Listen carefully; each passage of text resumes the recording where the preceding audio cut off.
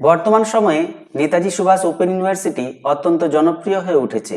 কারণ কোনো স্টুডেন্ট উচ্চ মাধ্যমিক পাশ করার পর যদি কোনো কারণে কলেজে যাওয়ার সুযোগ না পেয়ে থাকে বা গ্র্যাজুয়েশন করার পর যদি কোনো কারণে মাস্টার ডিগ্রি না করতে পেরে থাকে, তাহলে সেক্ষেত্রে তার শিক্ষা কন্টিনিউ করার জন্য বা কোনো চাকুরিজীবী বা কোনো হাউসওয়াইফ যদি তার পড়াশোনাকে আরও সামনের দিকে এগিয়ে নিয়ে যেতে চায়, সেই জন্য তাদের কাছে একটি আদর্শ উদাহরণ হতে পারে বা আদর্শ সুযোগ হতে পারে নেতাজি সুভাষ ওপেন ইউনিভার্সিটি। কিন্তু নেতাজি সুভাষ ওপেন ইউনিভার্সিটিতে ভর্তির আগে বেশ কতগুলো বিষয় আমাদের মনে রাখা উচিত। একজন শিক্ষক হিসেবে আমার মনে হয়েছে এই বিষয়গুলো যদি স্টুডেন্ট মাথায় রেখে তারা এই ইউনিভার্সিটিতে ভর্তি হয়, তাহলে পরবর্তীকালে কোনো রকম সমস্যার সম্মুখীন তারা হবে না। এই কথাগুলি মাথায় রেখে আমি আমার ভিডিওটি উপস্থাপিত করতে চলেছি। আমি doctor Goutam Maity, NSU English teacher চ্যানেলে তোমাদের সকলকে স্বাগত জানাই। আমি প্রথমে যে বিষয়টি বলবো তোমাদের সামনে, সেটি হলো ভর্তির সংক্রান্ত। দেখো, নেতাজি সুভাষ ওপেন ইউনিভার্সিটির মাস্টার ডিগ্রির যে ভর্তির প্রক্রিয়া, সেটি সাধারণত জানুয়ারি মাসের দিক থেকে শুরু হয়ে থাকে। আর গ্র্যাজুয়েশন স্তরের যে ভর্তি প্রক্রিয়া, সেটি সাধারণত উচ্চ মাধ্যমিকের রেজাল্ট পাবলিশ হওয়ার পর হয়ে থাকে। কিন্তু এই ব্যাপারে সঠিক তথ্য জানার জন্য তোমাকে নিয়মিত ইউনিভার্সিটির সঙ্গে যোগাযোগ রাখতে হবে, তাহলে তুমি সঠিক সময়টি জানতে পারবে। না হলে সময় পেরিয়ে যাওয়ার পর যদি তুমি ভর্তির জন্য চেষ্টা করতে থাকো, সেক্ষেত্রে লাভ কিছু হবে না, আবার সেই এক বছর কিন্তু স্টুডেন্টের সময়টি নষ্ট হবে। এক্ষেত্রে তুমি আমাদের এই চ্যানেলকে যদি ফলো করো, এই চ্যানেলে যদি সাবস্ক্রাইব করে থাকো, তাহলে এখান থেকেও আমরা আপডেট দিয়ে রাখি ভর্তি সংক্রান্ত, সেক্ষেত্রে নোটিফিকেশন তুমি পেয়ে যাবে। এরপরে বলবো, ভর্তি যখন তুমি হতে যাইবে তার আগে আরেকটি বিষয় তোমাকে মাথায় রাখতে হবে, যে তোমার বাড়ির পাশে কোথায় ভালো স্টাডি সেন্টার আছে যেখানে নেতাজি সুভাষ ওপেন ইউনিভার্সিটির এই প্রক্রিয়াগুলো সম্পন্ন করা হয়। অর্থাৎ স্টাডি সেন্টারগুলোকে সিলেক্ট করা বা যে কলেজে তুমি পড়তে চাইছো বাড়ির কাছাকাছি, সেই কলেজটিকে সিলেক্ট করা অত্যন্ত গুরুত্বপূর্ণ। কারণ বাড়ির কাছে কলেজে পড়ার সুবিধাটাই আলাদা, এটা আলাদা করে বলার কিছু কারণ নেই।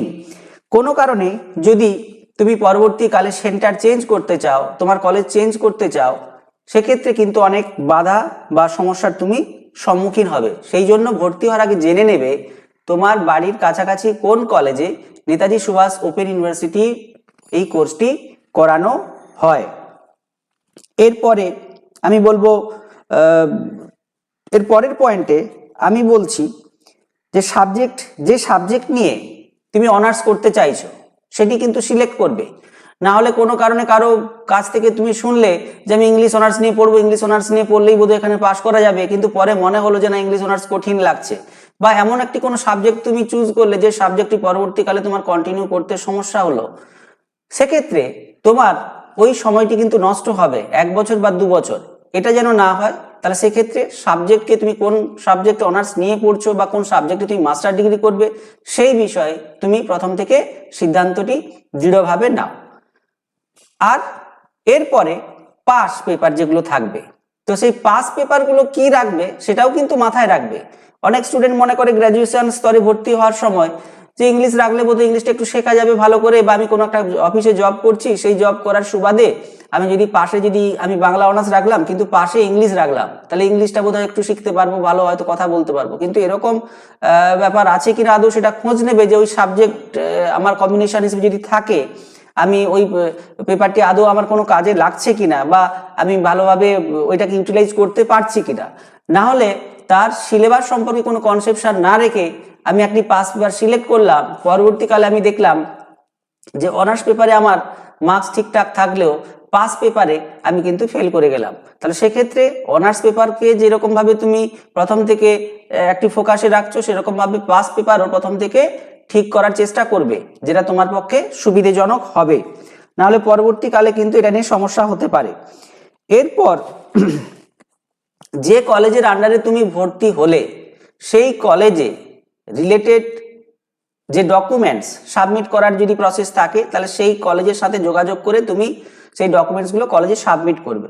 প্রসঙ্গত এখানে বলে রাখি, এই সমস্ত ভর্তি প্রক্রিয়াগুলো বর্তমান সময়ে অনলাইনেই কিন্তু হয়, সম্পন্ন হয়। তুমি যখন ভর্তি হবে কোনো সাইবার ক্যাফেতে গেলে, সেই সাইবার ক্যাফেতে তোমার প্রয়োজনীয় যে ডকুমেন্টসগুলো লাগে সেই ডকুমেন্টসগুলো ওখানে দেখালে ওরা কিন্তু ফিল আপ করে। তো সেক্ষেত্রে তুমি যখন ভর্তি হলে, ভর্তি হওয়ার পর যে তোমার কাছে যে প্রমাণপত্র যেটি থাকলো একজন স্টুডেন্টস হিসেবে, সেগুলো যদি কোথাও সাবমিট করার, কলেজে সাবমিট করার ব্যাপার থাকে, তাহলে সেক্ষেত্রে কলেজে ওই স্টাডি সেন্টারে তুমি যোগাযোগ করে নেবে, প্রয়োজনে সেই ডকুমেন্টস ওই কলেজে সাবমিট করবে। এর পরের পয়েন্টে আমি বলবো, যদি যে কলেজে তুমি ভর্তি হলে সেই কলেজের সঙ্গে নিয়মিত যোগাযোগ রাখবে। অনেক সময় কলেজ তোমাকে মেসেজ পাঠিয়ে দেয় বা ইউনিভার্সিটির তরফ থেকেও মেসেজ পাঠানো হয় কোনো কোনো সময়, কিন্তু প্রতিটি মেসেজ যে তুমি বাড়িতে বসে পেয়েই যাবে এরকম কিন্তু সব সময় হয় না। সেই জন্য কলেজের সঙ্গে তুমি নিয়মিত যোগাযোগ রাখবে। পরবর্তী প্রক্রিয়াগুলো কি হবে প্রসঙ্গত বলে রাখি, কলেজ থেকে তোমাকে স্টাডি মেটেরিয়ালস দেওয়া হবে, তোমার নামে বুকস অ্যালটমেন্ট হবে। সেই বুকসগুলো কলেজ কবে ডিস্ট্রিবিউট করছে, তুমি কবে পাবে, সেই জন্য কিন্তু তুমি কলেজের সঙ্গে যোগাযোগ রাখবে এবং সেই স্টাডি মেটেরিয়ালসগুলো কালেক্ট করে তুমি পড়াশোনা কিন্তু স্টার্ট করবে। প্রসঙ্গত বলি, যখন তোমরা স্টাডি মেটেরিয়ালস এই কলেজগুলোতে নিতে যাও, অনেকে ডকুমেন্টস নিয়ে যাও না, দেখা গেল অনেক দূর থেকে তুমি এলে, আবার তুমি একদিন ঘুরে গেলে, টোটাল পুরো দিনটি তোমার কি হলো, তোমার পক্ষে কোনো কাজে লাগলো না। তাহলে সেক্ষেত্রে ওই কলেজ থেকে যখন স্টাডি মেটেরিয়ালস তুমি আনতে যাবে, তোমার কাছে প্রয়োজনীয় যে ডকুমেন্টস ভর্তি হওয়ার পর তুমি পেয়েছো, সেটা অনলাইন থেকেই হতে পারে, কিন্তু সেই ডকুমেন্টসগুলো কলেজে তোমাকে শো করতে হবে। শো করলে ওই কলেজ তোমাকে কিন্তু স্টাডি মেটেরিয়ালস বা রিলেটেড ডকুমেন্টসগুলো তোমাকে দেবে। এক্ষেত্রে আরো একটি জিনিস আমাকে মনে রাখতে হবে, তুমি যখন কলেজের বা ওই নেতাজি সুভাষ ওপেন ইউনিভার্সিটি তুমি ভর্তি হলে, নেতাজি সুভাষ ওপেন ইউনিভার্সিটি তোমাকে কিন্তু এনরোলমেন্ট সার্টিফিকেট দেবে। এনরোলমেন্ট সার্টিফিকেট যেটা কিন্তু তুমি ওই তোমার যে কলেজের আন্ডারে তুমি ভর্তি হয়েছো সেই কলেজ তোমাকে প্রোভাইড করবে। এটি কিন্তু যথেষ্ট গুরুত্বপূর্ণ। এই এনরোলমেন্ট সার্টিফিকেট অনেকে গুছিয়ে রাখে না, এটি সাধারণ কোনো কাগজের মতো ভেবে এটা হারিয়ে ফেলে। পরবর্তীকালে এই সার্টিফিকেট জোগাড় করাটা কিন্তু যথেষ্ট সমস্যা হয়। সেক্ষেত্রে আমরা এরকম অনেক স্টুডেন্টকে দেখেছি যারা কিন্তু এইটি না থাকার কারণে পরবর্তী পরীক্ষাতে বসতে পারেনি। এনরোলমেন্ট সার্টিফিকেট একমাত্র অরিজিনাল ডকুমেন্টস যেটা ইউনিভার্সিটি ওই কলেজের মাধ্যমে তোমাকে দিয়ে থাকে। এই এনরোলমেন্ট সার্টিফিকেট এতটাই গুরুত্বপূর্ণ যে এই অরিজিনাল সার্টিফিকেট তোমাকে পরীক্ষার হলে না দেখাতে পারলে তোমাকে কিন্তু পরীক্ষায় বসতে দেবে না। এরপরে পরীক্ষায় যখন তুমি বসবে, এই অরিজিনাল এনরোলমেন্ট সার্টিফিকেট আর অ্যাডমিট কার্ড লাগে। তো অ্যাডমিট কার্ড তুমি অনলাইন থেকে ডাউনলোড করা যায়, কিন্তু এনরোলমেন্ট সার্টিফিকেট কিন্তু ডাউনলোড করার কোনো অপশন নেই। এইটি অরিজিনাল ইউনিভার্সিটি তোমাকে একবারই দিয়ে থাকে। অতএব এনরোলমেন্ট সার্টিফিকেটের ব্যাপারে খুব সেন্সিটিভ থাকবে, এটি যেন না হারিয়ে যায়, এটিকে খুব যত্নের সঙ্গে প্রিজার্ভ করবে। এর পরের পয়েন্ট আমি বলবো, যে তোমার ক্লাসগুলো হবে, কলেজের যে ক্লাসগুলো হবে তোমার সিলেবাস সংক্রান্ত, সেই ক্লাসগুলো সাধারণত ইউনিভার্সিটি রুলস অ্যান্ড রেগুলেশন অনুযায়ী শনি আর রবিবার সাধারণত হয়ে থাকে। এবারে তোমরা যে কলেজে ভর্তি হলে সেই কলেজ থেকে জানার চেষ্টা করবে কোন কোন দিন ক্লাসগুলো হচ্ছে বা কোন মাসে হচ্ছে বা কোন সময়গুলো হচ্ছে, রুটিনটাকে জানার চেষ্টা করবে। সেই রুটিন অনুযায়ী ক্লাসগুলোকে ফলো আপ করবে। অনেকে মনে করো যে ক্লাসগুলো করার তো সেরকম দরকার বোধহয় নেই, ক্লাসগুলো আমরা করব না, বা অনেকেই জানতে চাও যে স্যার ক্লাসগুলো কি সত্যি করার দরকার আছে, এটা কি করা বাধ্যতামূলক। প্রসঙ্গত জানিয়ে রাখি যে এই ক্লাসগুলো করা বাধ্যতামূলক নয়, কিন্তু না হলেও আমি চাইবো তোমরা ক্লাসগুলো করো। কারণ একজন স্টুডেন্ট হিসেবে যখন তোমরা এই ক্লাসগুলো অ্যাটেন্ড করবে, তাহলে সেক্ষেত্রে তোমার সিলেবাস সংক্রান্ত বিষয়গুলো ক্লিয়ার হবে, বা সিলেবাসের মধ্যে যে যে টেক্সটগুলো থাকবে, যে টপিকগুলো থাকবে সেই সম্পর্কে স্বচ্ছ ধারণা থাকবে। কারণ যে মডিউলগুলো দেওয়া হয়, অর্থাৎ যেগুলোকে তোমরা বই বলছো, সেই যে মডিউলগুলো দেওয়া হয় সেই মডিউলগুলোর মধ্য থেকে সমস্ত কিছু তোমরা জানতে পেরে যাবে এরকম বিষয়টি নয়। তোমাকে ক্লাসের মধ্য দিয়ে সুন্দরভাবে সেই বিষয়গুলো যখন গুছিয়ে বলা হবে, তোমার কিন্তু পড়তে সুবিধে হবে। অতএব আমার মনে হয় ক্লাসটিকে তোমরা ফলো করবে। ক্লাসটিকে অ্যাভয়েড করাটা কোনো অবস্থাতে হেলদি কোনো ডিসিশন হবে না বলেই আমার বিশ্বাস। এরপর আরো একটি গুরুত্বপূর্ণ বিষয়, যেটি আমার শেষ পয়েন্ট, কিন্তু না বলে আমি পারছি না। অনেক স্টুডেন্ট এরকম থাকে যারা ভর্তি হলো, ভর্তি হওয়ার পর ধরেই নেয় আমি বোধহয় পাস হয়ে গেলাম, নেতাজি সুভাষ ওপেন ইউনিভার্সিটি বোধহয় ভর্তি হলেই পাস সকলে করেই যায়, সার্টিফিকেট বোধহয় একটা পাওয়াই যায় না, এরকম কিন্তু কোনো বিষয় নয়। অন্যান্য সাধারণ ইউনিভার্সিটি থেকে যেরকম ভাবে একটি নির্দিষ্ট একটি প্রসিডিওর মধ্য দিয়ে যাওয়া হয়, তারপর সে পাস বা ফেল করে, ঠিক একই রকম ভাবে নেতাজি সুভাষ ওপেন ইউনিভার্সিটিতে সেরকম প্রসিডিওর আছে। তোমাকে সেই সিস্টেমগুলোকে ফলো আপ করতে হবে।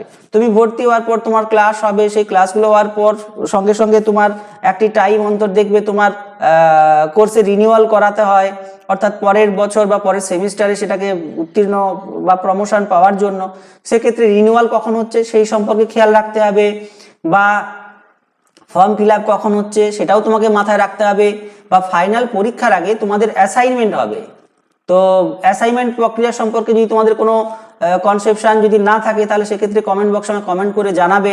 আমি তাহলে সেক্ষেত্রে আলাদা করে একটি ভিডিও আমি বানিয়ে দেবো কীরকমভাবে অ্যাসাইনমেন্টের প্রক্রিয়া সম্পন্ন করা হয়। তো অ্যাসাইনমেন্ট তোমাকে দিতে হবে, আর অ্যাসাইনমেন্ট যদি তুমি সাবমিট না করো তাহলে কিন্তু ফাইনাল এক্সামে তুমি পরীক্ষা দিতে পারবে না।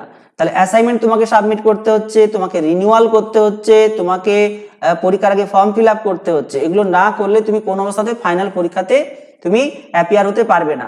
এই বিষয়গুলোকে মনে রাখবে, তাহলে তোমার বাকি আর কোনো পরবর্তীকালে সমস্যা হওয়ার কথা নয়।